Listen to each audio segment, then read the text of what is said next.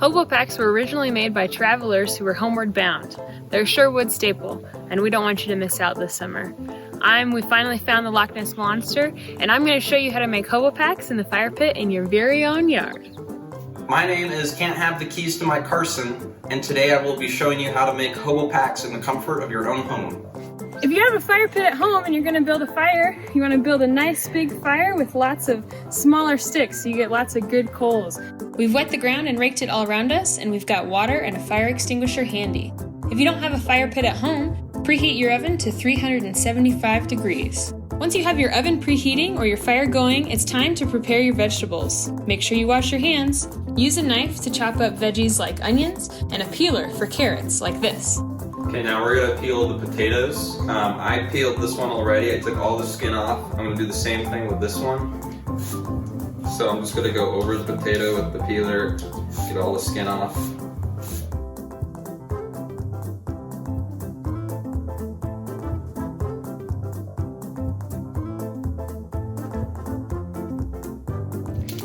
Alright, so to get your hobo pack ready, you're gonna get a nice piece of foil.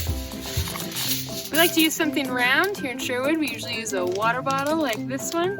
Put it right in the middle, and we're just gonna pull up the sides a little bit and try to make a bowl. So I have my ground beef in here. You could also use ground turkey, or you could go meatless and just do veggies. It is important that your meat is thawed. You don't want to just take it right out of the freezer and put it in your hobo pack because it'll take forever to cook. So I'm gonna put a little bit more water in here so that my meat is covered. And then I'm gonna put veggies in. You can decide what you want. I have some potatoes here, a few carrots, some onions. I would recommend, even if you don't love all the veggies, giving different things a try. Sometimes they help with the flavor, even if it's something you don't normally care to eat. All right, and finally we're gonna do some cheese and some sauces for flavoring. I always tell people to really go for it with the sauces. I've got some garlic here. You can use whatever you like.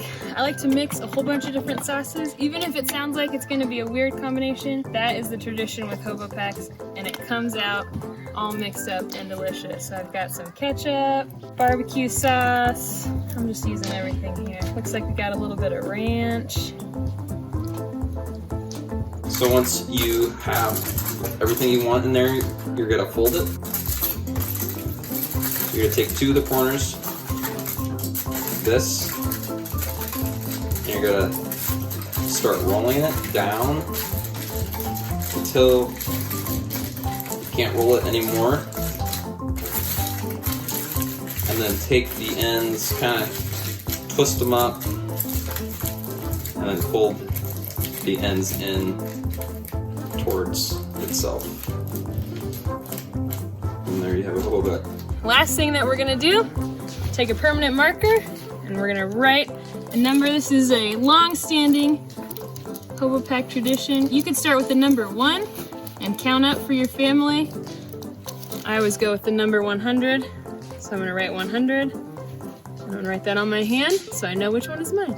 All right, so I'm gonna take my hobo pack and I'm gonna find a good nest of coals. We knocked this fire down a little bit. We still had some logs, so we put those on the outside. I'm just gonna avoid these flames because that'll cook it too quickly.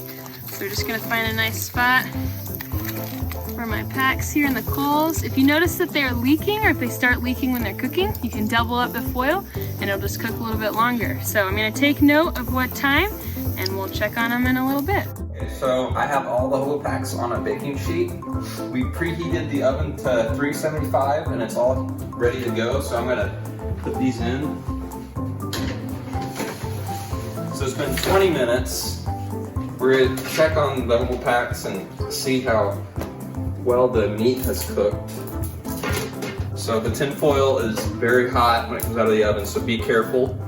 It's helpful if you have a little glass of water to dip your fingers in. And then when you do that, the tin foil won't burn.